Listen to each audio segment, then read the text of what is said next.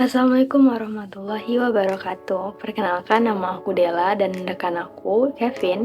Di sini kita akan bahas tentang anggaran pemerintah atau government budget, kemudian kebijakan fiskal, kebijakan moneter, dan krisis ekonomi di Indonesia. Apa sih pengaruhnya?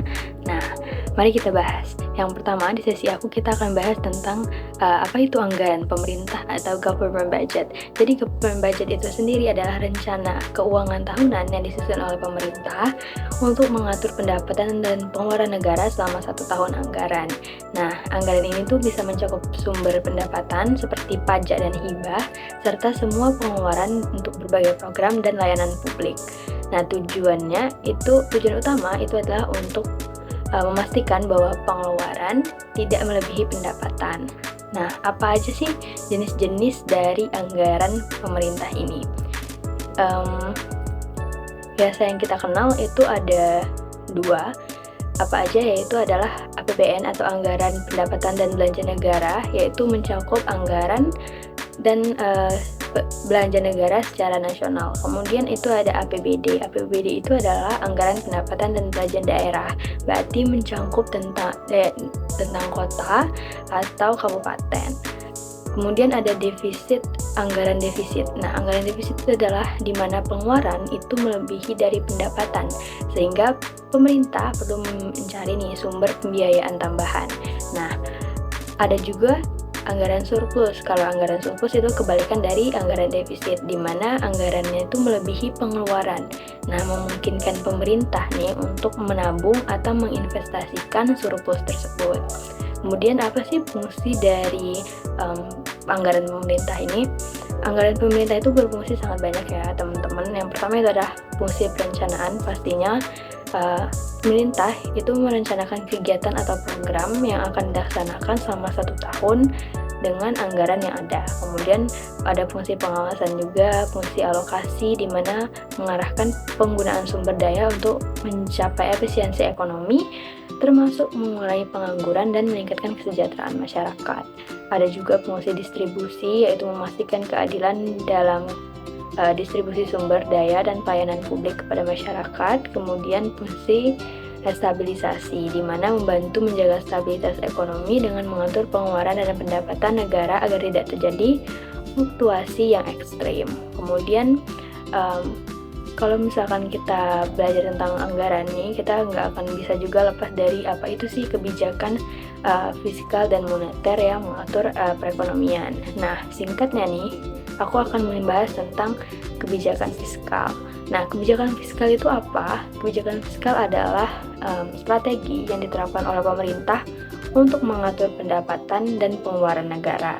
Nah, hal ini tuh mencakup tentang pengelolaan pajak dan belanja pemerintah dengan tujuan untuk mencapai stabilitas ekonomi, pertumbuhan, dan kesejahteraan masyarakat.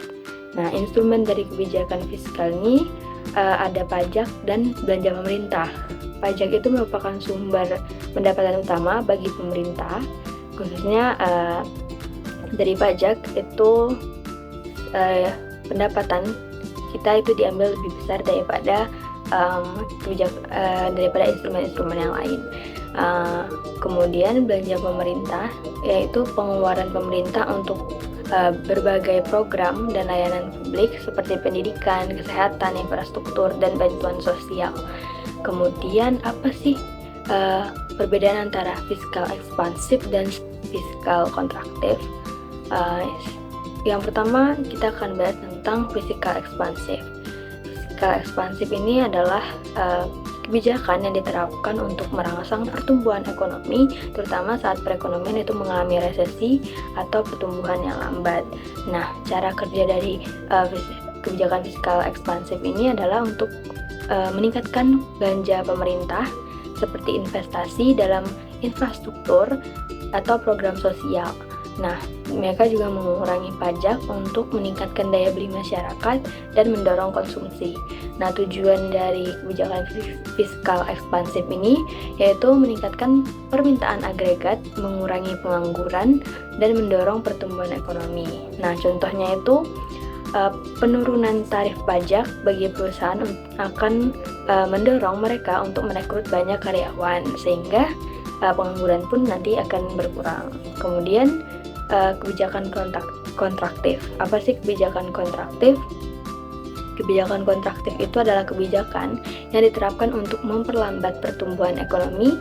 Nah, biasanya itu saat inflasi itu sedang tinggi atau ketika perekonomian itu terlalu panas. Nah, cara kerja dari kebijakan fiskal kontraktif ini yaitu menaikkan pajak untuk mengurangi daya beli masyarakat dan mengurangi belanja pemerintah untuk menekan pengeluaran. Nah, tujuan dari kebijakan fiskal kontraktif ini adalah untuk mengendalikan inflasi dan menjaga stabilitas ekonomi dengan mengurangi konsumsi yang berlebihan. Contohnya yaitu kenaikan tarif pajak itu menghasilkan kenaikan tarif pajak penghasilan untuk individu dengan pendapatan tinggi itu akan berguna untuk menurunkan daya beli masyarakat. Kemudian apa sih dampaknya dari antara kebijakan fiskal yang diterapkan dengan defisit anggaran nih, apakah mereka berhubungan? Jadi defisit anggaran itu terjadi ketika pengeluaran pemerintah itu melebihi pendapatan yang diterima dalam satu tahun anggaran. Hal ini juga dapat berdampak negatif pada perekonomian jika tidak dikelola dengan baik, seperti meningkatkan utang publik dan mempengaruhi stabilitas ekonomi. Defisit yang tinggi itu juga akan mengurangi kepercayaan investor dan meningkatkan suku bunga. Kemudian gimana sih cara untuk mengurangi defisit anggaran? Cara untuk mengurangi defisit anggaran itu ada beberapa. Yang pertama itu meningkatkan pendapatan pajak dengan memperbaiki sistem perpajakan agar lebih efisien dan adil. Kemudian mengurangi belanja pemerintah. Kenapa? Karena memotong pengeluaran yang tidak penting itu atau tidak efisien serta fokus kepada program-program yang memberikan dampak signifikan terhadap pertumbuhan ekonomi itu lebih berguna daripada belanja pemerintah yang tidak mendapatkan manfaat dari belanja tersebut. Kemudian mendorong pertumbuhan ekonomi ini dengan meningkatkan investasi dan menciptakan lapangan kerja baru sehingga pendapatan pajak pun juga akhirnya nanti meningkat. Kemudian dampak dari penurunan defisit anggaran terhadap ekonomi ini apa sih? Jadi penurunan defisit anggaran dapat memiliki beberapa dampak nih. Bagi positif, dampaknya yang aku sebutkan adalah dampak positif, yaitu yang pertama stabilitas ekonomi. Jadi mengurangi resiko inflasi dan meningkatkan kepercayaan investor. Yang kedua adalah mengurangi utang publik, di mana dengan defisit yang lebih rendah, pemerintah dapat mengurangi ketergantungan dan pinjaman luar negeri atau utang domestik. Terus ada juga peningkatan investasi, di mana stabilitas ekonomi yang dihasilkan dari pengelolaan defisit yang baik dapat menarik lebih banyak investasi asing dan domestik. Dan yang terakhir yaitu dengan demikian, kebijakan fiskal yang efektif dan pengelolaan defisit anggaran sangat penting untuk mencapai pertumbuhan ekonomi yang berkelanjutan dan kesejahteraan masyarakat. Nah, sekian dapat aku sampaikan. Lanjut ke rekan aku, Kevin. Terima kasih. System and Monetary Policy. Pengertian ekspansi moneter. Ekspansi moneter adalah kebijakan yang dilakukan oleh bank sentral untuk meningkatkan jumlah uang yang beredar di dalam perekonomian guna mendorong pertumbuhan ekonomi. Kebijakan ini umumnya diterapkan saat ekonomi mengalami perlambatan atau resesi. Dengan meningkatkan jumlah uang beredar, diharapkan terjadi peningkatan konsumsi, investasi, dan output ekonomi secara keseluruhan. Ekspansi moneter sering kali dilakukan dengan cara yang pertama, menurunkan suku bunga sehingga kredit menjadi lebih murah. Yang kedua, menambah likuiditas di pasar dengan membeli aset keuangan, obligasi, surat utang. Yang ketiga, melonggarkan persyaratan pinjaman bagi bank umum agar dapat menyalurkan lebih banyak kredit. Yang kedua, instrumen kebijakan moneter. Kebijakan moneter memiliki beberapa instrumen utama yang digunakan oleh bank sentral untuk mengendalikan jumlah uang beredar. Yang pertama, operasi pasar terbuka atau disebut Open Market Operations atau OMO. Yang pertama itu bank sentral membeli atau menjual surat berharga, obligasi pemerintah. Yang kedua, jika ingin melakukan ekspansi moneter, bank sentral akan membeli obligasi dari bank komersial, sehingga bank memiliki lebih banyak uang untuk dipinjamkan kepada masyarakat. Yang kedua, suku bunga, interest rate policy. Yang pertama, menurunkan suku bunga akan membuat pinjaman lebih murah, mendorong investasi dan konsumsi. Yang kedua, jika bank sentral ingin memperketat moneter, mereka akan menaikkan suku bunga untuk menekankan pinjaman dan inflasi. Yang ketiga, cadangan wajib atau reserve requirement ratio atau DAP 3R. Yang pertama, bank sentral dapat mengurangi jumlah cadangan wajib yang harus disimpan oleh bank umum sehingga lebih banyak uang bisa disalurkan oleh pinjaman. Yang keempat, fasilitas diskonto atau discount rate. Bank sentral menurunkan suku bunga pinjaman untuk bank umum agar mereka lebih banyak memberikan kredit kepada masyarakat. Yang kelima, kebijakan kredit langsung. Memberikan pinjaman langsung ke sektor-sektor tertentu untuk mendorong pertumbuhan ekonomi. Cara bank sentral melakukan sistem ekspansi moneter. Untuk meningkatkan jumlah uang beredar dalam ekonomi, bank sentral dapat melakukan beberapa langkah berikut. Yang pertama, menurunkan suku bunga acuan. Dengan suku bunga yang lebih rendah, pinjaman menjadi lebih murah dan masyarakat cenderung meminjamkan lebih banyak untuk investasi dan konsumsi. Yang kedua, membeli obligasi dan surat utang di pasar terbuka. Hal ini meningkatkan jumlah di sistem perbankan, membuat bank memiliki lebih banyak dana untuk disalurkan sebagai pinjaman. Yang ketiga, menurunkan rasio cadangan wajib. Jika bank komersial diizinkan menyimpankan lebih sedikit cadangan, mereka bisa menyalurkan lebih banyak kredit kepada masyarakat. Yang keempat, menyediakan likuiditas tambahan ke perbankan. Bank sentral dapat menyediakan dana tambahan untuk meningkatkan kapasitas pinjaman bank komersial. Dampak ekspansi moneter terhadap ekonomi. Dampak positifnya, meningkatkan investasi dan konsumsi. Dengan lebih banyak uang beredar, masyarakat dan perusahaan cenderung berinvestasi dan berbelanja lebih banyak.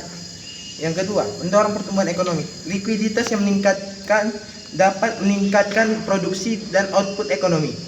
Yang ketiga, menurunkan pengangguran. Perusahaan yang berkembang akan merekrut lebih banyak tenaga kerja. Dampak negatifnya yaitu inflasi yang berlebihan. Jika jumlah uang beredar terlalu besar, hingga harga barang dan jasa akan naik secara signifikan. Yang kedua, pelemahan mata uang. Jika ekspansi moneter terlalu besar, nilai tukar mata uang domestik dapat melemahkan karena jumlah uang yang beredar meningkat. Yang ketiga, gelembung aset atau aset bubble. Kredit yang murah bisa menyebabkan spekulasi berlebihan di pasar saham atau properti. Yang keempat itu krisis ekonomi. Penyebab krisis ekonomi. Krisis ekonomi terjadi ketika aktivitas ekonomi mengalami kontraksi tajam yang menyebabkan pengangguran tinggi, penurunan produksi, dan instabilitas keuangan. Faktor-faktor penyebab krisis ekonomi. Yang pertama, guncangan eksternal. Kenaikan harga minyak, perang, atau bencana alam dapat mengganggu ekonomi suatu negara. Dua, ketidakseimbangan makroekonomi. Inflasi yang tinggi, defisit fiskal yang besar, atau utang luar negeri yang tidak terkendali. Yang ketiga, kegagalan sistem keuangan. Kredit macet dalam jumlah besar dapat menyebabkan kebangkrutan bank dan kepanikan di pasar keuangan. Yang keempat, kepanikan investor. Jika investor kehilangan kepercayaan, mereka bisa menarik dana besar-besaran, menyebabkan instabilitas ekonomi. Pengertian guncangan penawaran agregat supply shock. Guncangan penawaran adalah action. Pengertian guncangan penawaran agregat supply shock. Guncangan penawaran agregat adalah perubahan drastis dalam biaya produksi yang mempengaruhi total output ekonomi. Guncangan ini bisa positif atau negatif. Contoh guncangan negatif: kenaikan harga minyak, biaya produksi meningkat, harga barang naik, inflasi terjadi. Kedua itu bencana alam, menghancurkan infrastruktur dan mengganggu produksi. Contoh kasus yaitu shocking in us, an increase in the price of oil. Ketika harga minyak naik drastis, yang terjadi yang pertama, kenaikan biaya produksi. Perusahaan harus membayar lebih mahal untuk energi. Yang kedua, inflasi biaya, cost push inflation. Harga barang dan jasa naik karena biaya produksi lebih tinggi. Yang ketiga, daya beli masyarakat menurun. Konsumsi berkurang dan pertumbuhan ekonomi melambat. Penyebab kenaikan harga minyak. Yang pertama, adanya ketegangan geopolitik. Konflik di negara produsen minyak seperti Timur Tengah. Yang kedua, kebijakan OPEC. Pemotongan produksi oleh OPEC mengurangi pasokan minyak global. Yang ketiga, peningkatan permintaan global. Negara-negara berkembang seperti Cina dan India meningkatkan permintaan minyak. Dampak kenaikan harga minyak terhadap ekonomi, yang pertama itu meningkatkan biaya produksi, barang menjadi lebih mahal. Yang kedua, inflasi yang tinggi, daya beli masyarakat menjadi menurun. Yang ketiga, menekankan pertumbuhan ekonomi, investasi dan konsumsinya terlambat. Cara mengatasi dampak kenaikan harga minyak. Yang pertama, diversifikasi sumber energi. Mendorong energi terbarukan seperti tenaga surya dan angin. Yang kedua, meningkatkan efisiensi energi, mengembangkan kendaraan listrik dan teknologi hemat energi. Yang ketiga, menyediakan cadangan minyak strategis, menyimpan minyak dalam jumlah besar untuk digunakan saat harga melonjak. Ketiga, subsidi dan intensi, memberikan subsidi kepada sektor-sektor terdampak untuk menekankan kenaikan harga barang.